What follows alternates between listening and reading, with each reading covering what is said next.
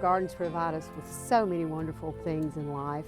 We always think we have to have flowers to do flower arrangements, but I'm going to show you maybe a new idea of how to take the beautiful foliage from our wonderful plants with no faces and put them into different types of containers to use in various places, whether it be in our home or maybe even out in the garden. Before we begin, I'd like to show you a small tip about Oasis. The Oasis is the foam that we use for holding our plants into position when they really need to have a place to stay steady. And the Oasis, many people will take this and put it in a bucket and turn the water on and to get it saturated, but that's really not the way you do it.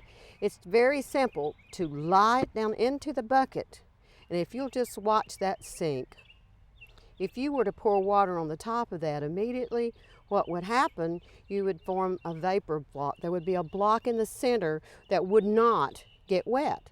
So as you see how quickly that has become saturated, I've already started. I chose the container I want to use for today because I think it's more natural looking, and I'm going to use this and place this in a spot in the garden when I'm finished with it.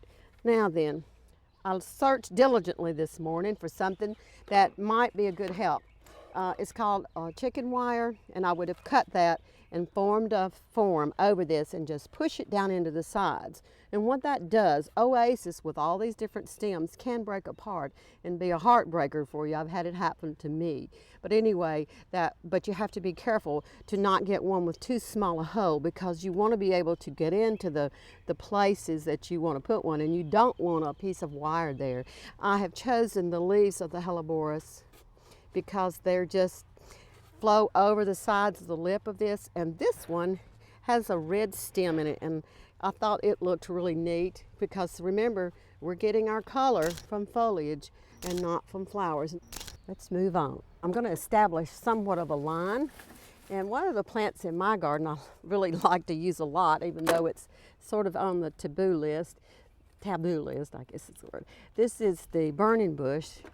And it has those square stems, and it really gives a lacy effect in the flower arrangement.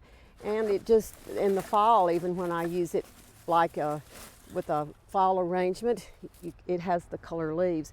One of the things you want to remember when you cut your foliage from your trees and shrubs is kind of think about the direction that they are going naturally. Well, you know that you've got maybe, let's say, 4 sides to this design, and you want them to arch in different directions. And I know that's hard to keep up with, but the beauty of using our things from our garden is if we have the wrong line established, we can go back and get something else. Now, in the center of this, I'm going to use the zebra grass to go even taller.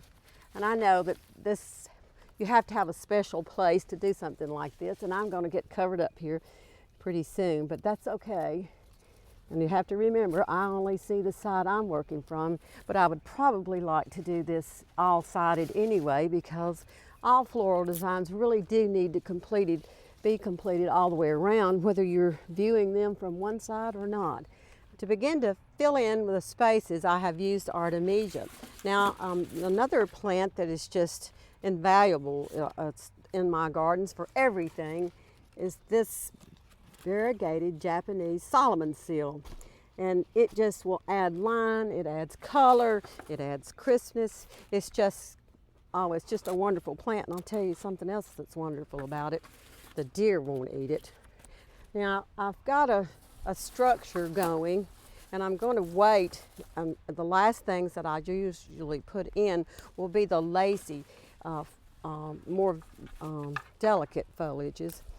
One of the things that makes it interesting is when we have different surface textures, like a shiny leaf, a dull leaf, and then we have blue leaves and we have yellow leaves. So that will create interest, and actually where we put them will also create interest. This is the Pjm Rhododendron, and it's such a shiny leaf, I thought I would try it.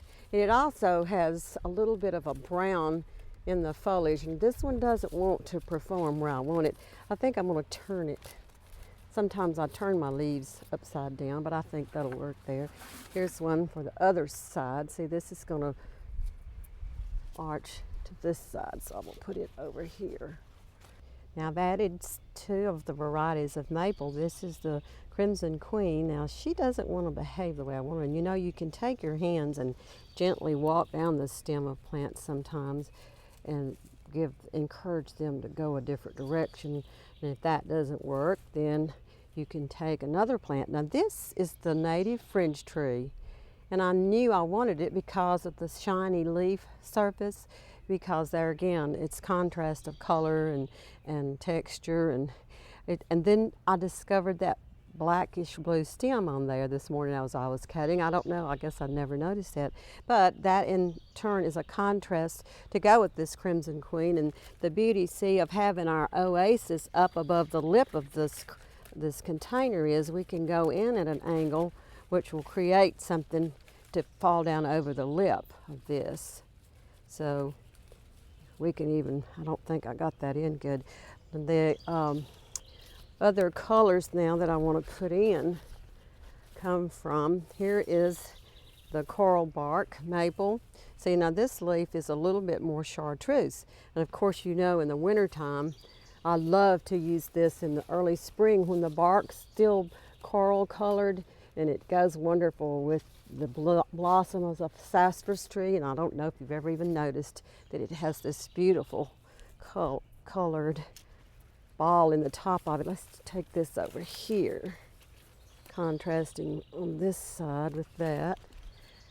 Now this is a shrubbery that has this wonderful chartreuse foliage. Everything has got to have some of that today. This is a Spiraea.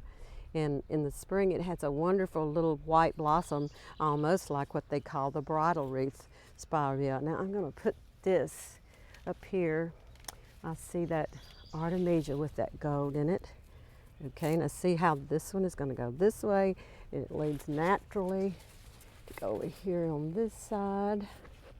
Now I think I'm going to take this side because it's arching this way and take it over here to the back. Put it back here. So really when I'm finished, I'm going to have a little garden or a little forest. Which one's it going to be? Here's another piece of that. Now this is called a ribbon grass. Of course, this is going to bring in some white color, and I hope to bring that out further with some more leaves that when I start putting in my hosta. This is the foliage to the false indigo, blue, Baptisia, and it has a little bit of blue to it. So I think I'm going to, it's a smaller, different type of leaf. I think I'll bring it up here. Couldn't help but show you this cypress. That is so beautiful. It's just a mass of gold in the front of the house. So I think it needs to have in the front of our design, sometimes it's to have a small focal point, and I might save this for later to put over into the front of it. And of course, there's lots of the different types of holly. See how beautiful. I think I won't even try to get all this in, but I wanted to showcase how that Nellie are with the berry right now is chartreuse. See how beautiful that would be added in. I just went a little crazy, but that's all right. I'll use it somewhere. I think I will use one right up here in the center because of the color with it. Well, I've had fun just taking some other things like the Scotch broom, the arching wonderful Japanese honeysuckle that blooms early in the spring, and then for the final touches of color, I've added the different varieties of Hosta leaves. You know, the green margin, the yellow margin. There's just so much beauty there, and I tried to end with that yellow cypress there with the barberry. Who says you have to have flowers anyway?